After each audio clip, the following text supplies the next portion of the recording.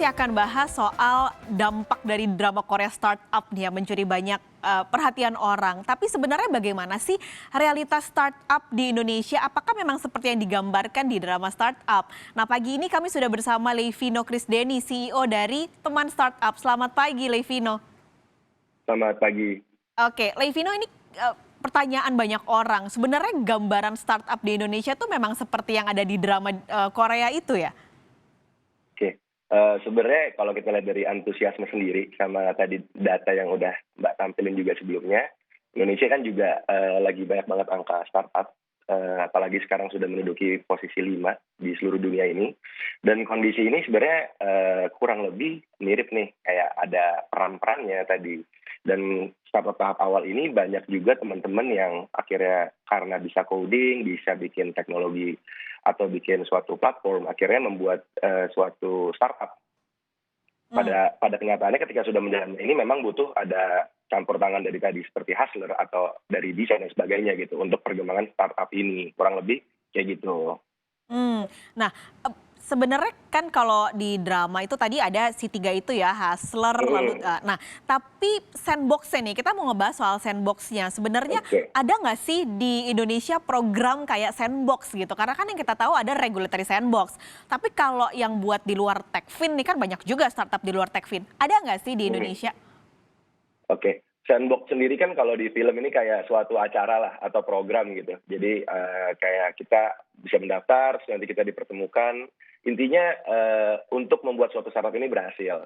Sebenarnya sama di Indonesia tuh udah ada banyak banget acara-acara yang sama. Mungkin salah satunya sering dengan kata-kata hackathon. Mhm. Jadi atau pekan retas. Jadi mereka nih kita bisa mendaftar tim kita dan ide kita. Nanti di sana ada kita akan mendapatkan mentorship, kita akan mendapatkan workshop, kelas-kelas dan mentoring dan bahkan perkenalan dengan investor Hmm. sampai didanai akhirnya gitu. Dan program ini udah banyak juga dikeluarkan oleh perusahaan swasta maupun dari program pemerintah. Jadi kayak inkubator gitu ya? Iya benar, ada inkubator dan akselerator juga. Oke, dan memang program kayak gitu sukses? Eh, Sukses Mbak, karena Hmm. banyak juga nama-nama besar saat ini yang memang melalui tahap tersebut gitu, sandbox-nya Indonesia ini gitu. Jadi memang kalau dari situ si, startup-startup yang ada di Indonesia ini bisa banget ya nemuin angel investor di, sebuah kita sebutnya sandbox-nya Indonesia gitu? Betul, Nah, betul banget. oke. Boleh sebutin dong siapa aja sih startup-startup besar gitu yang lahir dari, inkubator sandbox itu? Oke, mungkin salah satunya yang paling ngeh gitu, yang paling mungkin kita tahu, Sayur Box. Sayur Box Oke. itu berasal dari salah satu sandbox-nya Indonesia, Mmm. program dari salah satu perusahaan, sampai Sayur Box ini bisa menjadi seperti sekarang. Oke. Nah, kita balik lagi ke drama startup, kita Oke. lihat bahwa mereka naik turun ya dari mulai akhirnya menang hackathon-nya sampai akhirnya sukses, ada yang diambil ke Silicon Valley. Nah, untuk di Mhm, Indonesia sendiri ini kan banyak jumlahnya 2.200, perkembangannya mhm, berarti pesat banget. Gimana sih, apa sih yang harus dipelajari sebenarnya di startup Indonesia? Mulai dari mereka harus menentukan produk, sampai mereka harus mhm. merealisasikannya, dan soal pembagian sahamnya yang paling penting juga kan sempat dibahas di drama itu. Oke. Mungkin untuk pembuatan startup sendiri kan banyak sekali yang kayak tadi udah Mbak bahas gitu, kayak, oh bisa bikin suatu teknologi, bisa coding, akhirnya kita membuat suatu startup lah gitu. Mmm. Sedangkan ternyata startup sendiri ini nggak melulu untuk kita bikin aplikasinya aja atau kita bikin teknologinya aja gitu. Sedangkan kita membutuhkan juga apakah teknologi ini sebenarnya dibutuhkan apa enggak. Atau masyarakat Indonesia sudah siap belum untuk menerima teknologi atau menerima layanan yang kita sediakan ini gitu. Kebanyakan juga teman-teman startup atau teman-teman founder atau entrepreneur ini jadinya eh, cuman berdasarkan idealisme dan apa yang mereka bisa bikin, tapi sedangkan nggak sesuai dengan kebutuhan dari pasar yang ada. Dan kedepannya juga benar tadi sempat dibahas juga di film yang kita tahu ya, Han Ji Pyong marah karena ngelihat persentase saham dibaginya nggak rata, gitu. Sorry, terlalu rata gitu. Mhm. Sebenarnya kalau untuk saham sendiri, pembagian saham ini kan balik lagi sebenarnya ke startupnya dan juga ke investornya gitu.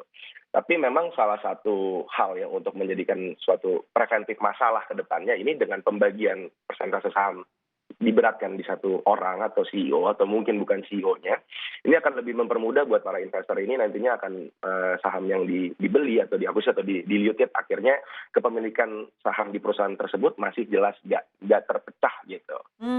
Berarti memang butuh mentor ya kalau untuk membuat Benar. sebuah startup ini? Eh, untuk kebutuhan mentor sendiri sih sebenarnya kan ada beberapa hal positif yang kita bisa dapat ya. Misalnya contoh mereka pasti udah lebih berpengalaman. Dengan pengalaman mereka pasti kita sebagai yang baru mulai ini akan mendapatkan banyak pelajaran gitu.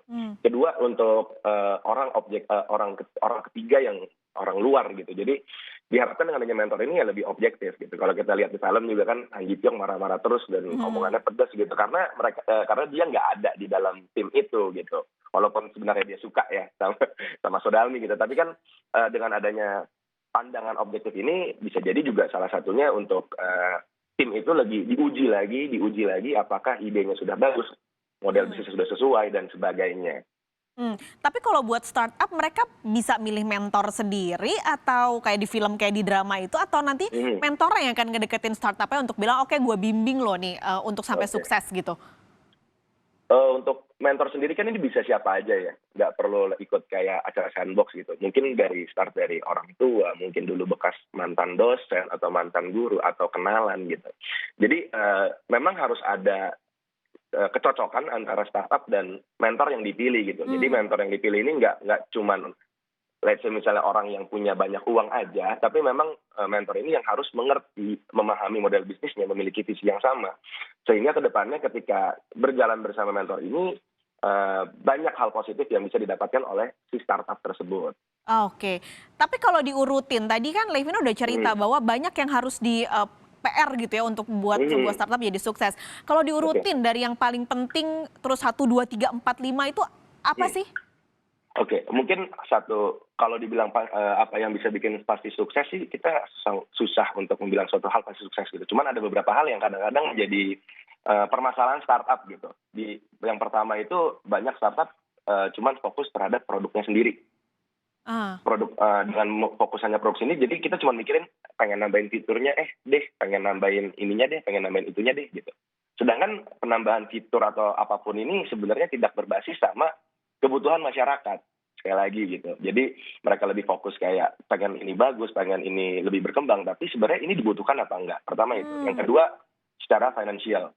Balik lagi kalau biasanya kita ngomongin tech berarti kan banyak kan anak-anak IT nih yang lebih mengerti untuk membuat ini atau itu gitu. Sedangkan untuk finansialnya mereka suka mess atau ya misalnya ya menganggap ya. oh financial nanti dulu gitu. Cuman sedangkan ketika kita bilang suatu startup atau bahkan kita tarik itu ke bisnis, kalau kita gagal untuk melakukan planning, berarti kita sudah planning untuk kita gagal. Hmm. Kita harus bisa proyeksiin juga kan, apakah ini berapa lama, proyeksi bisnis kita seperti apa. Dan kadang-kadang kalau kita terlalu fokus sama bisnis kita sendiri, tapi kita nggak plan secara finansial itu juga menjadi suatu hal yang bisa berujung fatal ke depannya. Dan Oh. yang terakhir banyak juga terlalu idealis dengan apa yang sudah dibikin. Jadi, oh kita udah bikin kayak gini. Jadi kita nggak mau dengar nih orang bilang apa, customer bilang apa. Jadi kita berpikir, ya udah pokoknya menurut gue ini udah bagus banget gitu. Sedangkan jangan lupa kalau sebenarnya kita nggak akan bisa jalan kalau nggak ada customer gitu. Karena customer stakeholder yang paling penting juga dalam sebuah startup Hmm. atau bisnis gitu. Oke. Konsumen adalah raja ya. Jadi kalau tadi Iya. penjelasannya Levino, berarti kan memang kita harus bikin idealisme yang bisa dimonetize. Lalu gimana caranya supaya startup itu ujungnya nggak jadi cangkang doang gitu kan, 2.200 gitu. Nah, Ya. apakah memang saat ini startup bisa berjalan sendiri tanpa ada bimbingan atau bantuan dari pemerintah? Atau apa sih sebenarnya PR ke depannya supaya 2.200 startup ini bisa makin bertumbuh, lalu juga nggak hanya menguasai Indonesia, tapi mungkin juga bahkan bisa sampai Amerika gitu? Oke.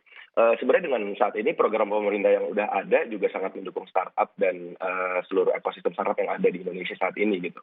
Dan ditambah sebenarnya banyak juga perusahaan-perusahaan swasta, venture capital dan juga pendanaan-pendanaan investor ini yang bisa mengembangkan perusahaan dengan modal yang ada. Kalau kita tahu sendiri kan startup ini ada fasenya nih, fase pertama bootstrapping ketika kita masih pakai modal sendiri, terus kita mungkin geser ke angel investor dan sebagainya, itu ada seeding stage A, stage B, gitu, series A, series B. Ya itu sebenarnya saat ini sudah ada gitu. Cuman memang kekurangannya yang ada saat ini adalah memang kitanya kurang siap gitu untuk untuk melihat ini bisa dipakai nih ke masyarakat bisa menyerap itu dengan baik gitu. Jadi untuk edukasi pasarnya pun membutuhkan waktu yang cukup lama gitu, atau lebih sulit gitu. Oke.